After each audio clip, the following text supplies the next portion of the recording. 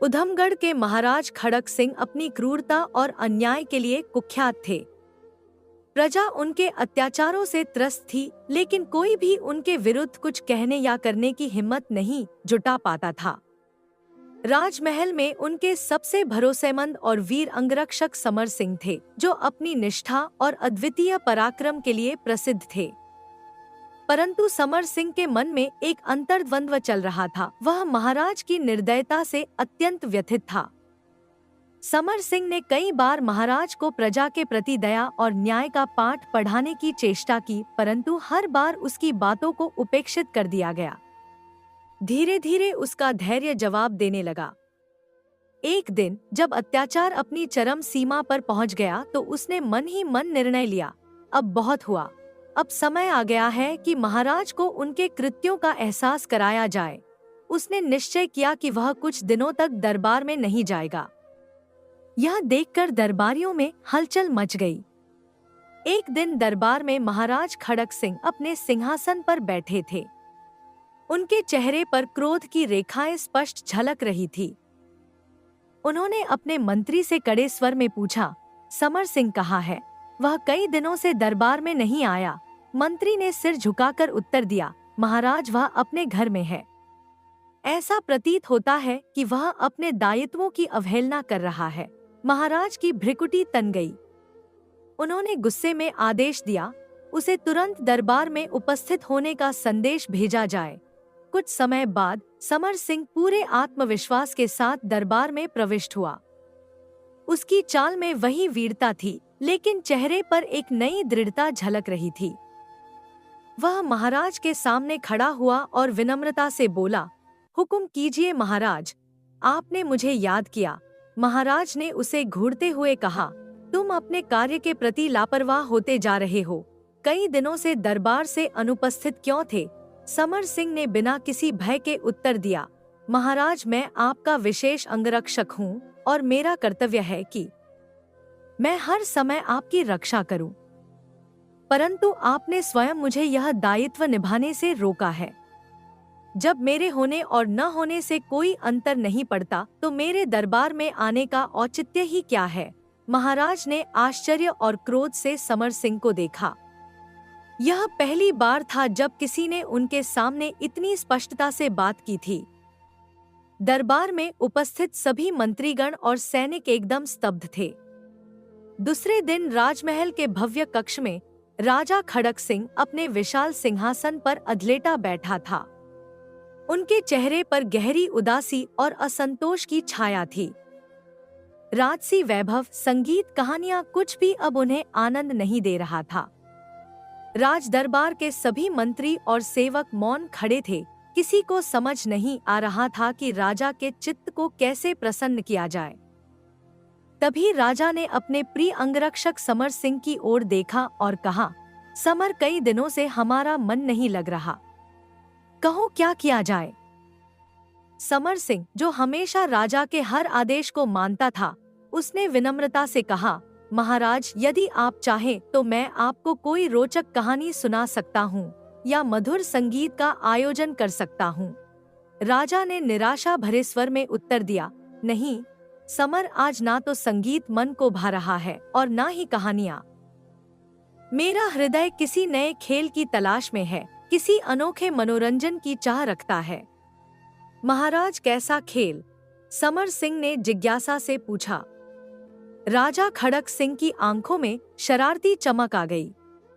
उन्होंने कहा, हम एक रोमांचक खेल खेलेंगे। मैं और तुम आमने सामने बैठेंगे। हमारे बीच में मेरा प्रिय बिल्ला बैठेगा। उसकी पूंछ पर जलती हुई मोमबत्ती बांध दी जाएगी। फिर हम दोनों उसे अपनी ओर बुलाने का प्रयास करेंगे।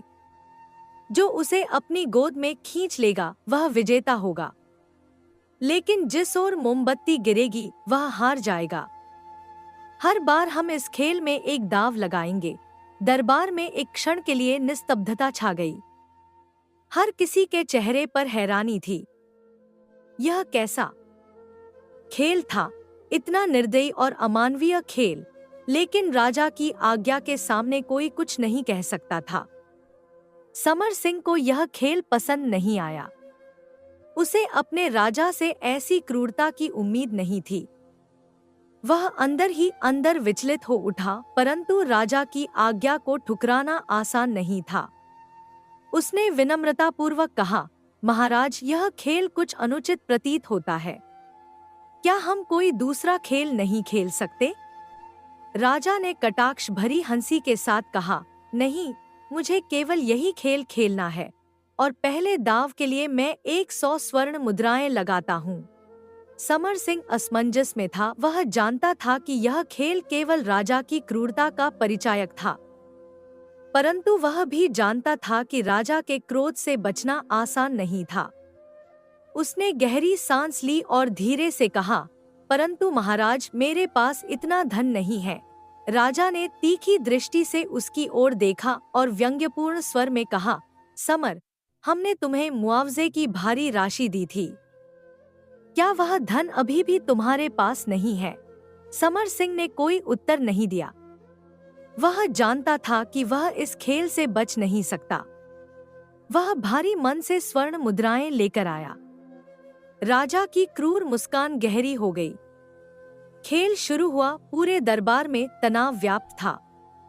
हर कोई समझ रहा था कि यह खेल नहीं, राजा के अत्याचार की एक और परीक्षा थी।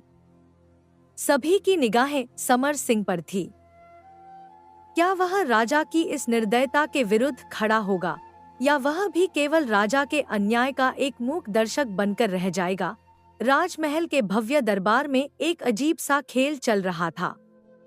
एक और महाराज खड़क सिंह अपने विशाल स्वर्ण जड़ित सिंहासन पर गर्व से बैठे थे और दूसरी ओर समर सिंह, जो अब तक हार पर हार झेल रहा था, अपनी किस्मत को कोस रहा था। दोनों के बीच में महाराज का प्यारा सफेद बिल्ला बैठा था और उसकी पूंछ पर जलती हुई मोमबत्ती रखी जा चुकी थी। महाराज ने अपनी भारी आवाज में पुकारा, आजा आजा मेरे प्यारे बिल्ले, आजा, मैं तुझे मीठा दूध पिलाऊंगा। मेरी गोद में आजा। उनके शब्दों में लालच और जीत की चमक थी। समर सिंह भी बेबस होकर बिल्ले को अपनी ओर बुलाने लगा, लेकिन जैसे ही खेल शुरू हुआ, वही हुआ जिसका डर था। वह निरीह जानवर जलती हुई मोमबत्ती की पीड़ा से घबराकर महाराज की गोद में कूद गया। मोमबत्ती समर सिंह की ओर गिर पड़ी और महाराज ने ठहाका लगाते हुए घोषणा की, मैं जीत गया। मेरे प्यारे बिल्ले, तुमने मुझे फिर से सोने की मोहरें जिता दी। इस खेल में हर बार महाराज जीतते और समर सिंह हारते रहे। मोहरें, धन दौलत, जो कुछ भी समर सिंह के पास था, सब हारकर महाराज के खजाने में समा चुका था। अब समर सिंह पूरी तरह कंगाल हो चुका था। थक हारकर उसने हाथ जोड़कर महाराज से कहा, महाराज, अब मेरे पास एक भी मोहर नहीं बची। कृपा कर इस खेल को यहीं समाप्त कर दीजिए। महाराज ने आंखें तरेड़ते हुए ठहाका लगाया और बोले, अभी मेरा दिल नहीं भरा है समर सिंह। तुम अपने कपड़े और जूते भी दांव पर लगा सकते हो। समर सिंह के चेहरे का रंग उड़ गया। लगता है यह मुझे नंगा करके ही मानेगा, उसने मन ही मन सोचा, लेकिन कोई और उपाय भी नहीं था। विवश होकर उसने अपने कपड़े और जूते दांव पर लगा दिए, परंतु दुर्भाग्य उसका पीछा छोड़ने को तैयार नहीं था। यह बाजी भी महाराज ने जीत ली। महाराज ने ठहाका लगाते हुए कहा, अब तो तुम्हारे पास कुछ भी नहीं बचा, अपनी हार स्वीकार करो समर सिंह। समर सिंह ने हार मानते हुए अपने फटेहाल कपड़े उतारे और विनम्र स्वर में कहा, महाराज, अब मेरे पास देने के लिए कुछ भी नहीं बचा, कृपया मुझे जाने की आज्ञा दें। लेकिन खड़क सिंह की आंखों में अब भी एक अजीब सी चमक थी। उन्होंने मुस्कुराते हुए कहा, खेल अभी खत्म नहीं हुआ समर सिंह, अब अपना सिर दांव पर लगाओ। समर सिंह स्तब्ध रह गया। महाराज, मेरा सिर? हाँ, तुम्हारा सिर, महाराज गरजते हुए बोले। अगर तुम हार गए तो मैं तुम्हारा सिर ले लूंगा, और अगर जीत गए तो तुम्हें न केवल तुम्हारा सब कुछ वापस मिलेगा, बल्कि मैं तुम्हें 10,000 स्वर्ण मुद्राएं भी दूंगा। समर सिंह के लिए यह खेल अब मजाक नहीं था, बल्कि जीवन और मृत्यु का प्रश्न बन चुका था। वह जानता था कि महाराज की चालों के आगे उसकी जीत असंभव थी। उसने सोचा, अगर मैं यह दांव खेला तो मेरा अंत निश्चित है। मुझे किसी तरह इस दुष्ट के चंगुल से बचना होगा। समर सिंह ने गहरी सांस ली और हाथ जोड़कर विनम्र स्वर में कहा, महाराज, मैं अपना सिर दांव पर लगाने के लिए तैयार हूँ, परंतु मैं आपसे एक आखिरी विनती करना चाहता हूँ। मरने से पहले मैं महल के बाहर जाकर खुले आसमान को एक बार देखना चाहता हूँ। मैं अपनी आखिरी सांसें इस खूबसूरत दुनिया की छाव में लेना चाहता हूँ। महाराज ने ठहाका लगाते हुए कहा, ठीक है, परंतु जल्दी लौटना। समर सिंह ने धीरे धीरे कदम बढ़ाए और महल के विशाल दरवाजों की ओर चल पड़ा। उसके मन में अब बस एक ही सवाल था, क्या मैं इस क्रूर महाराज के चंगुल से बच पाऊंगा? महल में गूंजते ढोलनगाड़ों के बीच राजा खड़क सिंह अपने सिंहासन पर आसीन थे। कुछ समय बाद समर सिंह दरबार में वापस आया, जो पहले पराजित योद्धा की भांति खड़ा था। अब अपनी सूझबूझ से खेल के समीकरण बदल चुका था। महल के दरबारियों की आंखें अब राजा और समर सिंह के बीच चल रहे इस अनोखे खेल पर टिकी थी। राजा ने अपनी भारी आवाज में कहा, कर लिए दर्शन? अब समय नष्ट न करो, खेल को आरंभ किया जाए। समर सिंह ने सिर झुकाकर कहा, जो आज्ञा महाराज। राजा ने पुनः अपने प्रिय सफेद बिल्ले की पूंछ पर जलती हुई मोमबत्ती बांध दी। बिल्ले की मासूम आंखें भय और बेचैनी से चमक उठी। फिर वही हुआ जो पहले होता आया था। राजा खड़क सिंह ने अपने मोहक शब्दों से बिल्ले को बुलाना शुरू किया। आजा मेरे प्यारे बिल्ले, मेरे पास आजा। तेरे लिए स्वादिष्ट दूध है, तुझे बढ़िया उपहार दूंगा। लेकिन इस बार स्थिति कुछ अलग थी। बिल्ले की आंखों में एक नई चमक थी, जैसे वह किसी और आकर्षण की ओर खिंच रहा हो। अचानक वह उछलकर सीधा समर सिंह की गोद में जा बैठा। दरबार में एक पल के लिए सन्नाटा छा गया। फिर समर सिंह ने मुस्कुराते हुए कहा, महाराज, इस बार मेरी जीत हुई। दांव पर लगा सब कुछ मेरा हुआ। राजा की भौहें तन गईं। उन्होंने अपने चारों ओर देखा, जैसे यह यकीन करना मुश्किल हो कि उनका प्यारा बिल्ला किसी और की गोद में जा बैठा था। परंतु राजा हार मानने वालों में से नहीं थे। उन्होंने गहरी सांस ली और ऐलान किया, ठीक है, तुमने यह सब जीत लिया, पर इस बार मैं तुम्हारे जीते हुए धन के साथ 400,000 स्वर्ण मुद्राएं दांव पर लगाता हूँ। लेकिन यदि मैं जीत गया तो तुम्हारी जान मेरी होगी। समर सिंह ने राजा की आंखों में देखा और दृढ़ता से कहा, जैसी आपकी इच्छा महाराज। खेल पुनः आरंभ हुआ। इस बार भी वही नजारा देखने को मिला। बिल्ला राजा की ओर देखने के बजाय सीधे समर सिंह की गोद में जा बैठा। राजा खड़क सिंह के चेहरे की हवाइयां उड़ गईं। दरबारियों के बीच हलचल मच गई। एक के बाद एक दांव पर दांव लगते गए, लेकिन हर बार बिल्ला समर सिंह की ओर ही भागता। धीरे धीरे राजा की हार की गिनती बढ़ती चली गई। अंततः राजा ने क्रोधित होकर सिंहासन पर हाथ मारा और गरजते हुए बोले, समझ में नहीं आ रहा कि मेरा चहेता बिल्ला अब बार बार तुम्हारी गोद में क्यों कूद रहा है। लगता है तुमने इस पर कोई जादू कर दिया है। समर सिंह शांत भाव से बोले, महाराज, यह जादू नहीं बल्कि मेरी सूझबूझ का परिणाम है। राजा ने शंका भरी नजरों से पूछा, सच सच बताओ, तुमने ऐसा क्या किया, या फिर मैं तुम्हें धोखेबाज घोषित करके तुरंत कारागार में डलवा दूं? समर सिंह अब भी शांत था। उसने धीरे धीरे अपनी मुट्ठी खोली और जैसे ही उसने अपनी हथेली दरबारियों को दिखाई, वहां बैठी भीड़ चौंक उठी। एक छोटा सा चूहा उसकी मुट्ठी में था। राजा की आंखें क्रोध से लाल हो गईं। उन्होंने दहाड़ते हुए कहा, तो तुमने हमें धोखा दिया। तुमने अपने पास चूहा छिपा लिया था ताकि बिल्ला तुम्हारी ओर आकर्षित हो जाए। समर सिंह ने सिर झुकाकर जवाब दिया, महाराज, यह कोई धोखा नहीं बल्कि सूझबूझ थी। आपने मुझे धन से, वस्त्रों से और मेरे सम्मान से हराया, लेकिन मैंने अपने बुद्धि से आपको मात दी। पर राजा खड़क सिंह को यह स्वीकार नहीं था। उन्होंने अपने सैनिकों को इशारा किया और गरज कर बोले, सैनिकों, इस धोखेबाज को तुरंत गिरफ्तार कर लो और कल सुबह पूरी जनता के सामने इसे फांसी पर लटका दिया जाएगा। सैनिकों ने समर सिंह को घेर लिया, लेकिन समर सिंह का चेहरा अब भी शांत था। शायद वह पहले से ही इस परिस्थिति के लिए तैयार था।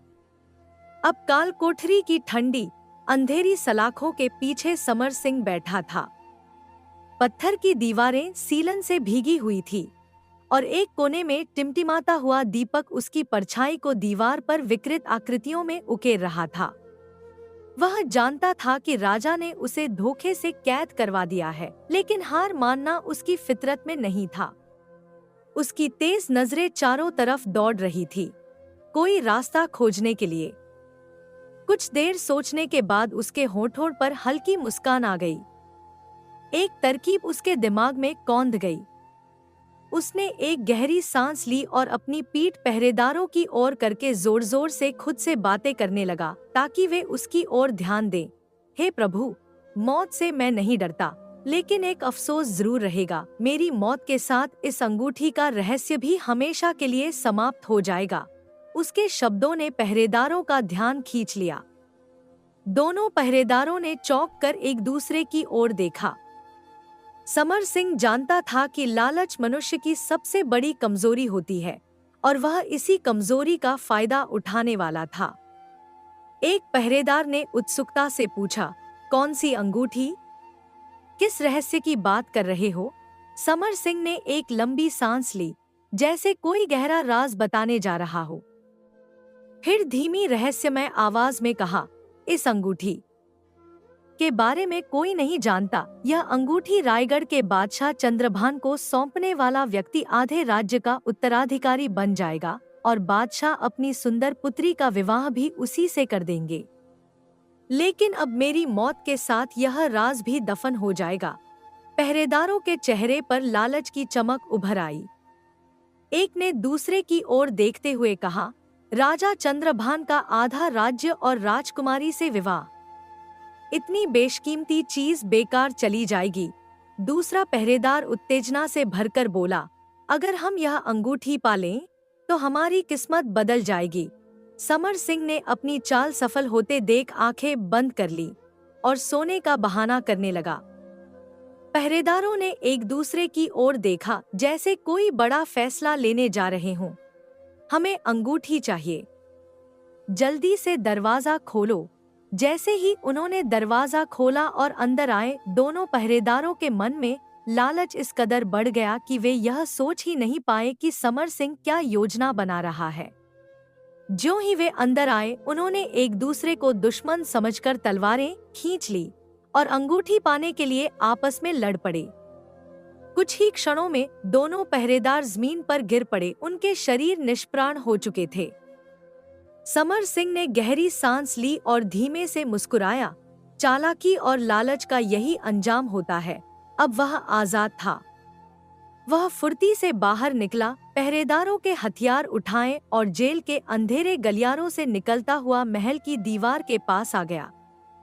उसे पता था कि राजा खड़क सिंह को सबक सिखाने का समय आ गया है, लेकिन पहले उसे अपनी जान बचाकर महल से बाहर निकलना था। रात के अंधेरे में समर सिंह छाया की तरह महल से बाहर निकल गया, लेकिन उसके मन में एक ही बात थी, अब राजा को उसके ही खेल में मात देने का वक्त आ गया है। अगली सुबह महल के दरबार में गहमा गहमी थी। महाराज खड़क सिंह अपने सिंहासन पर विराजमान थे और दरबारियों के चेहरों पर एक गंभीरता छाई हुई थी। तभी महामंत्री आगे बढ़े और दृढ़ स्वर में बोले, महाराज, आज उस धोखेबाज समर सिंह को सजा देने का दिन है। मैं आदेश देता हूँ कि उसे तुरंत दरबार में पेश किया जाए। महाराज ने सिर हिलाकर सहमति दी और आदेश पाकर राज्य के सैनिकों की एक टुकड़ी भारी कदमों से कैदखाने की ओर बढ़ी। लेकिन जैसे ही वे वहां पहुंचे, उन्हें कुछ अजीब महसूस हुआ। कैदखाने का लोहे का विशाल द्वार आधा खुला हुआ था। मुख्य सैनिक ने अपनी तलवार कसकर पकड़ी और इशारे से बाकी सैनिकों को सतर्क रहने को कहा। सभी सावधानी से अंदर दाखिल हुए और जैसे ही उनकी निगाहें भीतर गईं, उनके चेहरों पर भय और आश्चर्य के मिलेजुले भाव उभर आए। हे भगवान, यह क्या हुआ? एक सैनिक घबराकर बोल उठा। कैदखाने के भीतर समर सिंह का कोई अतापता नहीं था। वह रहस्यमय तरीके से फरार हो चुका था और उससे भी अधिक चौंकाने वाली बात यह थी कि वहां दोनों पहरेदार मृत पड़े थे। उनकी तलवारें उनके ही शरीर में गड़ी हुई थी और चारों ओर खून फैला था। मुख्य सैनिक ने गहरी सांस ली और झुककर शवों की जांच की। ऐसा लगता है कि पहरेदारों ने ही एक दूसरे को मार डाला है, लेकिन यह कैसे संभव हुआ? कोई उत्तर नहीं था, बस रहस्य और डर का एक अजीब माहौल था। सैनिकों ने तुरंत महाराज को इस घटना की सूचना देने का निर्णय लिया। महल के सिंहासन कक्ष में जब यह खबर पहुंची तो महाराज खड़क सिंह का चेहरा क्रोध से लाल हो गया। उन्होंने जोर से अपने सिंहासन के बाजू पर हाथ मारा, जिससे पूरा दरबार कांप उठा। क्या बकवास कर रहे हो? वह कैदी फरार हो गया। यह कैसे हुआ? महामंत्री ने सावधानी से सिर झुकाकर कहा, महाराज, हमारे सैनिक सच कह रहे हैं। दृश्य को देखकर ऐसा प्रतीत होता है कि पहरेदार किसी चाल में फंस गए और उन्होंने एक दूसरे को मार डाला। संभवतः समर सिंह ने किसी चालाकी से उन्हें धोखा दिया। महाराज ने दांत पीसते हुए अपनी तलवार खींच ली और गरजते हुए बोले, उस दुष्ट समर सिंह को हर हाल में पकड़कर लाया जाए। महामंत्री, हमारी कुशलतम सैनिक टुकड़ी को आदेश दो कि वे तुरंत उसकी तलाश में निकलें। यदि वे उसे पकड़ने में असफल रहते हैं तो वे स्वयं मृत्यु दंड के भागी होंगे। महामंत्री ने शीघ्रता से सिर झुकाया। जो आज्ञा महाराज। इसके बाद सैनिकों की एक टुकड़ी समर सिंह को पकड़ने के लिए चारों दिशाओं में निकल पड़ी। दूसरी ओर थकान और भूख से बेहाल समर सिंह पूरे दिन भागते भागते एक सुनसान और जर्जर हवेली के पास आ पहुंचा। उसकी सांसें तेज चल रही थी, शरीर पसीने से लथपथ था और पैरों में जैसे जान ही न बची थी। बस अब और नहीं चला जाता, आज रात यहीं रुक जाता हूँ, उसने खुद से कहा। हवेली की हालत देखकर ऐसा लग रहा था मानो कई वर्षों से इसमें कोई नहीं रहता हो। टूटे फूटे दरवाजे पर उसने धीरे से दस्तक दी। अंदर से हल्की सी आवाज आई और कुछ क्षणों बाद दरवाजा खुला। सामने एक बूढ़ा व्यक्ति खड़ा था। 70 वर्ष की उम्र, झुर्रियों से भरा चेहरा, सफेद दाढ़ी और घिसे-पिटे कपड़े।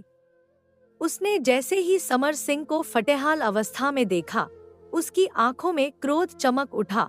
देखो भई, अगर भीख मांगने आए हो तो यहाँ से चले जाओ। मेरे पास खुद के लिए कुछ नहीं है, तुम्हें क्या दूंगा?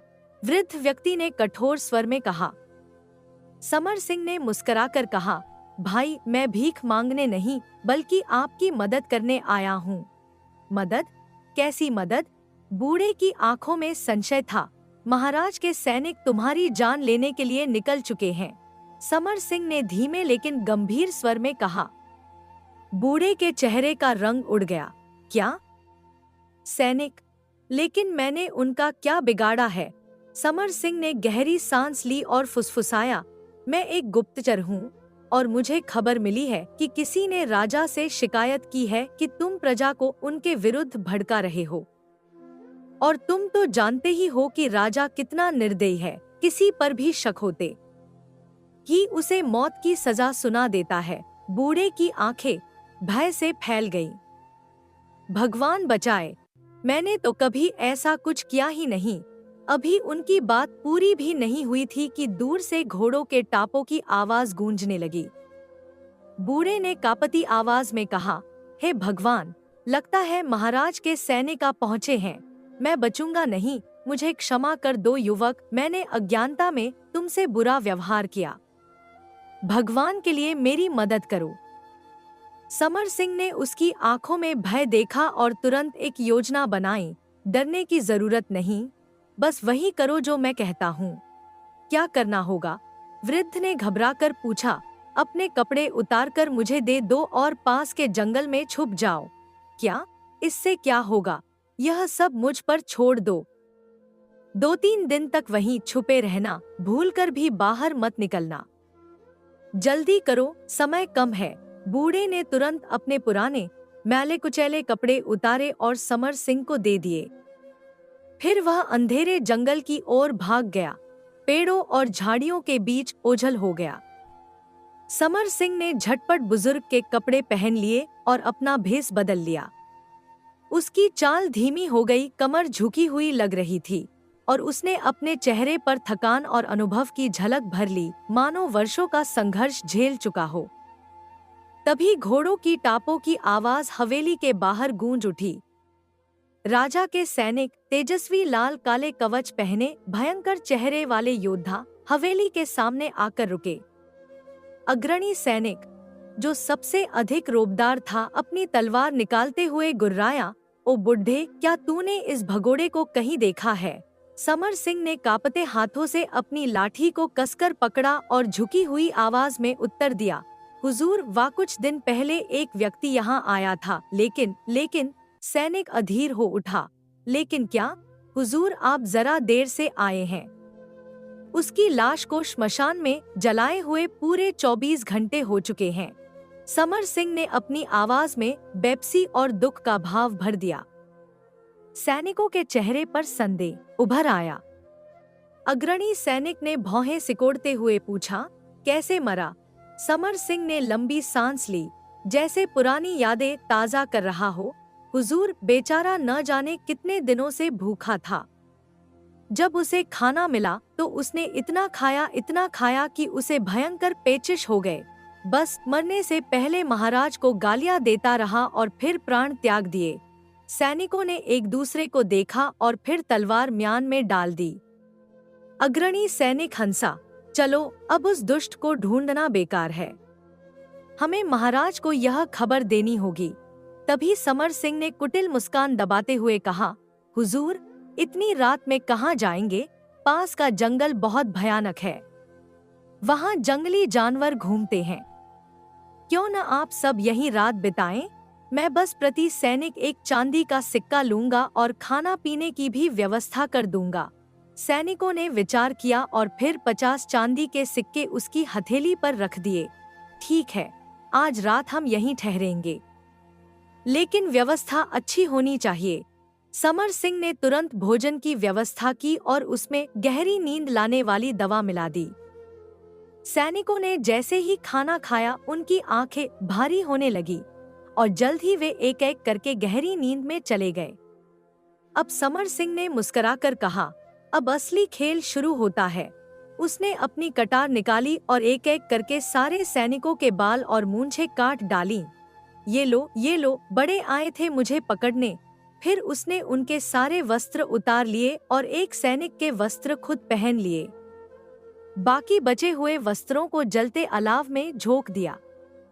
अब वह एक घोड़े पर सवार हुआ और बाकी घोड़ों को जंगल की ओर दौड़ा दिया, ताकि सैनिक बिना घोड़ों के बेबस रह जाएं। अब समय आ गया है महाराज को सबक सिखाने का। समर सिंह ने घोड़े को एड़ लगाई और राजमहल की ओर निकल पड़ा। अगले दिन सुबह जैसे ही सेनापति की आंख खुली, उसने अंगड़ाई लेकर अपना सिर सहलाया, लेकिन अगले ही पल उसकी आंखें हैरत से फटी रह गईं। यह क्या हुआ? मेरे बाल कहाँ गए? वह घबराकर उठा और अपने चारों ओर नजर दौड़ाई।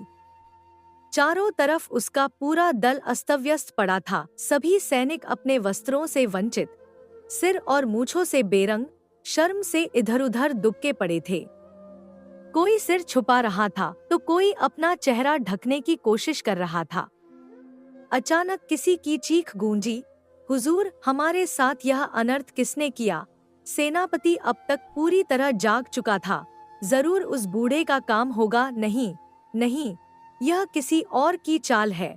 तभी उसे एक नाम याद आया, समर सिंह। उसका खून खौल उठा। उस धोखेबाज ने हमारे साथ यह कैसा खेल खेला? मैं उसे छोड़ूंगा नहीं, उसकी एक एक हड्डी तोड़ दूंगा। लेकिन तभी एक सैनिक ने हताश स्वर में कहा, मालिक, पर हम इस हालत में बाहर कैसे जाएंगे? सेनापति का चेहरा गुस्से से लाल हो गया। उधम सिंह, तुरंत जाकर वस्त्रों का प्रबंध करो। बेचारा उधम सिंह, जिसका सिर भी मूंड दिया गया था, हकलाते हुए बोला, हुजूर, मगर मैं भी तो इसी हालत में हूँ। लोग मुझे देखेंगे तो हंसेंगे। सेनापति गर्जा, मुझे कुछ नहीं पता। जैसे भी हो, कपड़ों का इंतजाम करो वरना तुम्हारी खाल खिंचवा दूंगा। दूसरी ओर जंगल में वह बूढ़ा व्यक्ति जिसे समर सिंह ने रात को बचाया था, एक पेड़ की आड़ में छिपा बैठा था। वह खुद से बड़बड़ा रहा था, हे भगवान, उस युवक ने इन सैनिकों की जो दुर्गति की है वैसी तो मैंने जीवन में कभी नहीं देखी। वो सिर्फ अपना बचाव ही नहीं कर रहा था बल्कि अपनी बुद्धिमत्ता से इन दुष्टों को सबक भी सिखा रहा था। कुछ देर बाद उसने निर्णय लिया, नहीं, मैं उसे ढूंढूंगा और जो भी मेरे पास है उसे दे दूंगा। इतना वीर और नेक युवक मैंने आज तक नहीं देखा। जब वह हवेली की तरफ लौटा तो उसने देखा कि समर सिंह वहां से जा चुका था। वह थोड़ा निराश हुआ, लेकिन फिर उसने आसमान की ओर देखा और मुस्कुराकर बोला, भगवान उसे हमेशा सुखी रखे।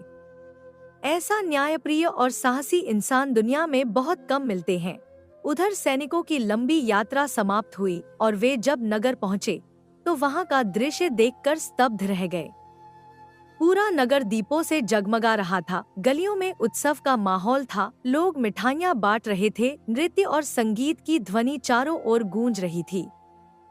एक सैनिक ने पास से गुजरते एक व्यक्ति को रोककर पूछा, भाई, नगर में इतनी खुशियां क्यों मनाई जा रही हैं? क्या कोई खास अवसर है? वह व्यक्ति हंस पड़ा और बोला, लगता है तुम किसी घने जंगल से आ रहे हो, वरना तो यहाँ का बच्चा बच्चा जानता है कि हमारे दुष्ट राजा की मृत्यु हो चुकी है। पूरे नगर में 4 दिनों से उत्सव चल रहा है। सैनिक हक्का बक्का रह गया। क्या महाराज का स्वर्गवास हो गया? व्यक्ति फिर से ठहाका मारकर बोला, स्वर्गवास नहीं भाई, नरकवास। वह निर्दयी राजा अब इस दुनिया में नहीं रहा। सैनिक ने उत्सुकता से पूछा, किसने मारा महाराज को?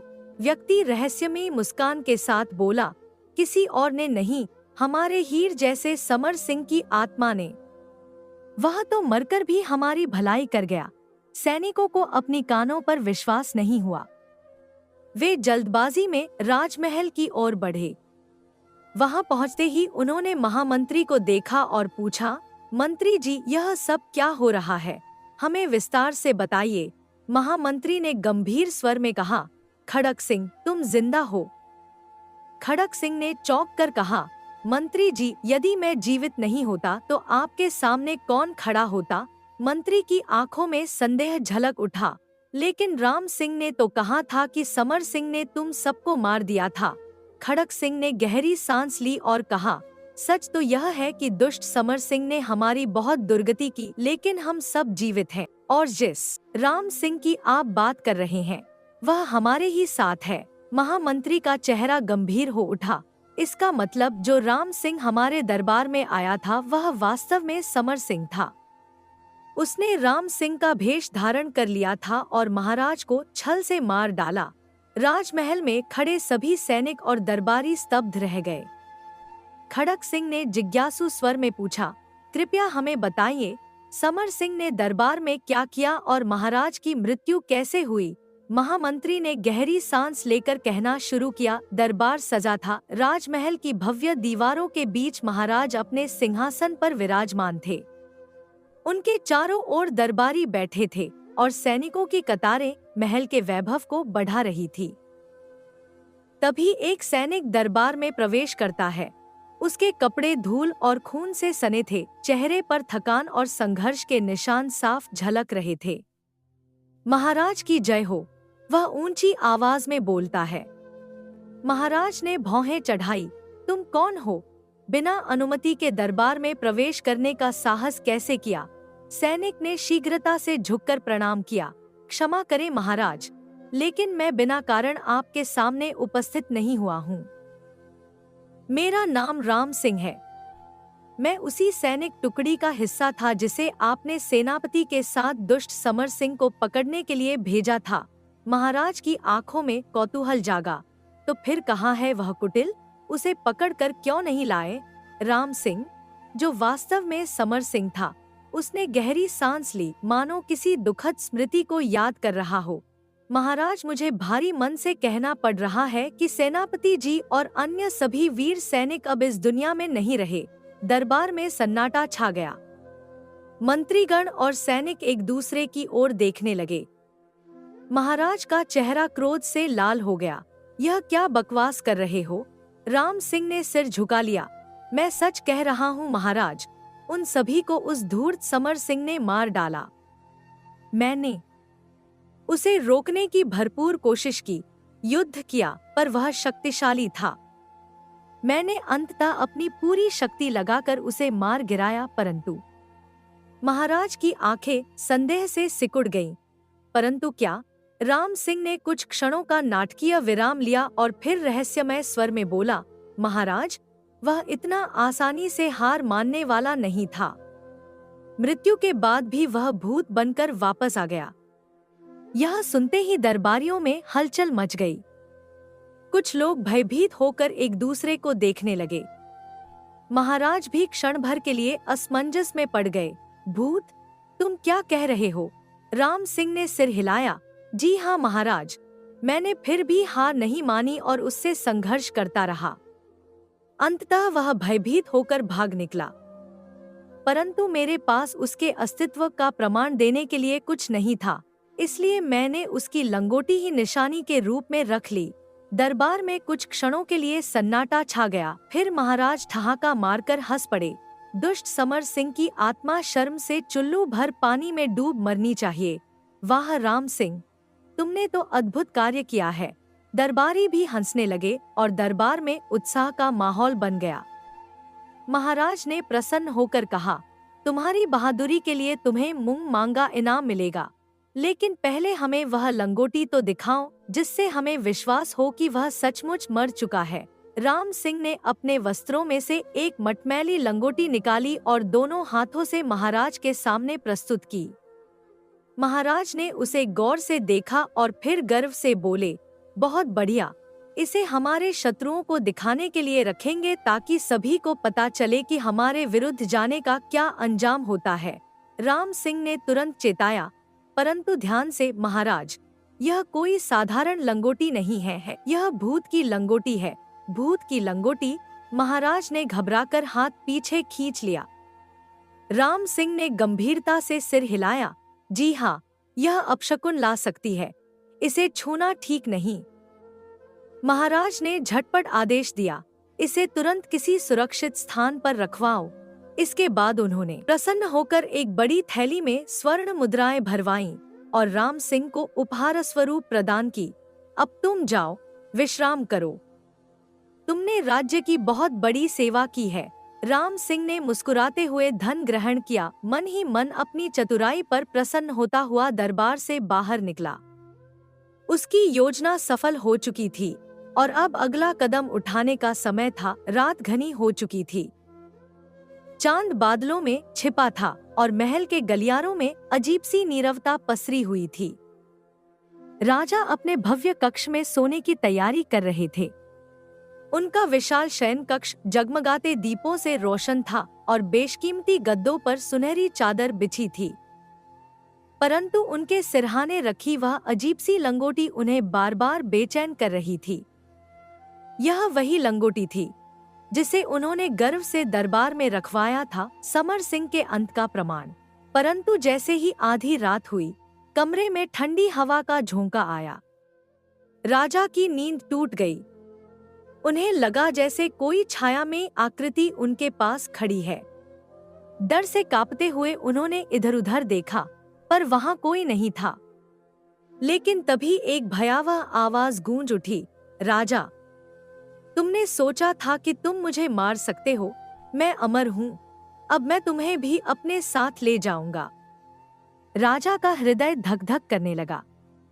उन्होंने भयभीत होकर इधर उधर देखा और उनकी नजर एक भूतिया छवि पर पड़ी जिसके लंबे लंबे केश, चमकती लाल आंखें और सफेद चोगे में लिपटी एक रूहानी आकृति। यह समर सिंह का भूत था। राजा चीख पड़े, बचाओ, कोई मुझे इस भूत से बचाओ।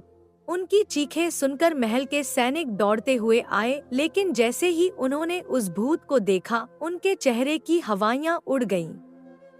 भूत ने गरजते हुए कहा, जो भी राजा को बचाने आएगा वो भी मेरे हाथों मारा जाएगा और भूत बनकर भटकेगा। यह सुनते ही सैनिक राजा को छोड़कर अपनी जान बचाने के लिए भाग खड़े हुए। कोई इधर छिपा, कोई उधर। राजा अब अकेले थे।